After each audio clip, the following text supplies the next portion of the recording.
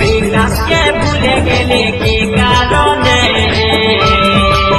হে বন্ধু, তোমার মনের আশা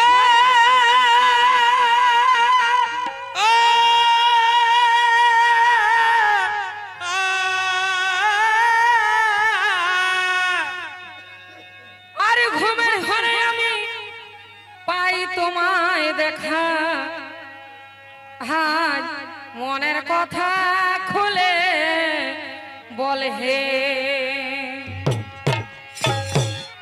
তোমার মনের কথা